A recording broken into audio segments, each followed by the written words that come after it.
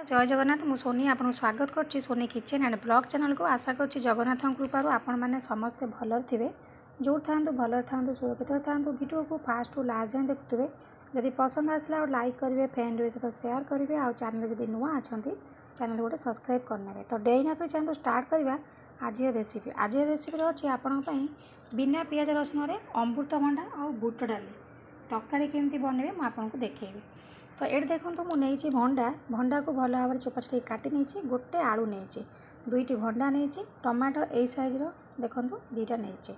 तो बुट डाली को मुझे 3 ରୁ 4 घंटा पूरा गरम पानी भिजे देती। मत प्रेसर मारिया पड़ोनी।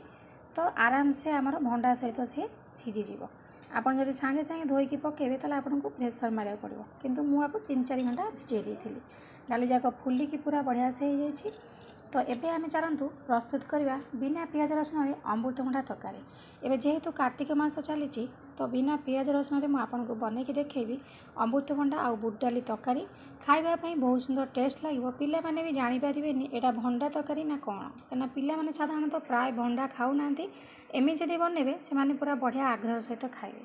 तो डेना चैनल स्टार्ट करवा। ये गैस लगे कड़े बसई नहीं तेल पकई नहीं गली। तो तेल ए ताती गला। एबे आमे पकई नवा ये सोरिष।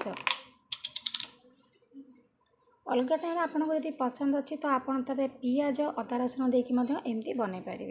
पियाज पकई ने अदा रसुण पकईकी तरकारी को एमती सेम प्रोसेस जमी आपको देखी सेमती बनइबे। तो देखो ये सोरिष को फुटापी छाड़ीदे। सोरिष देखो एथर भल भाव में फुटीगला। सोरिष फुटी सारापर आम कौन करवा ना काटिक रखि भंडा को पकई तापर पकई नवा बुट डाली। एबे आमे पकई नवा हलदी गुंड।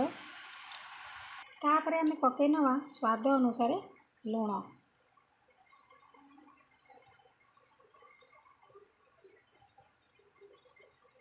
लुण पकई सारा भल भाव में गोलई नवा तल उपर करके गोलई सारापर घोरणी देकी टिके समय छाड़ीदे। तापर आमे पकई नवा ये करी पाउडर 2 ରୁ 3 ଚାମच। और पकई नवा धनिया पाउडर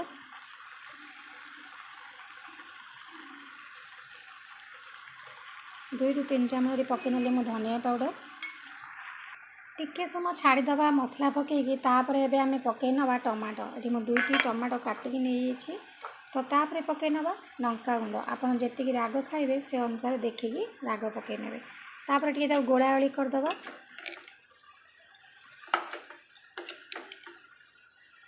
मसला गुंड सहित एटा भल से आपणकर कषि हो। ये देदेबा आमे पानी पानी दे देकी छाड़देबा घोरणी दे 15 मिनट खंड तक सीझा लगी मीडियम फ्लेम रे।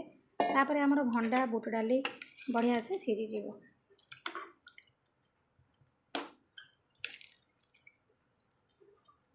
तो एबे आमे घोरणी देदेबा ताको सीझा लगी। थर भंडा बुट डाली आलू तरकारी बिना पियाज रसुन रेडी हो जाए। यही भाव में आप थे बनईकी देखूँ केते सुंदर टेस्ट लगे। खाइबापी बहुत बढ़िया लगे। ता सहित आपण आपको रुटी आउ गरम भात में खाईपारे।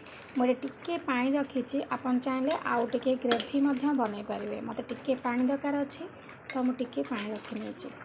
तो रेडी है एथर आपणकर बिना पियाज रसुन भंडा बुट डाली आलू तरकारी।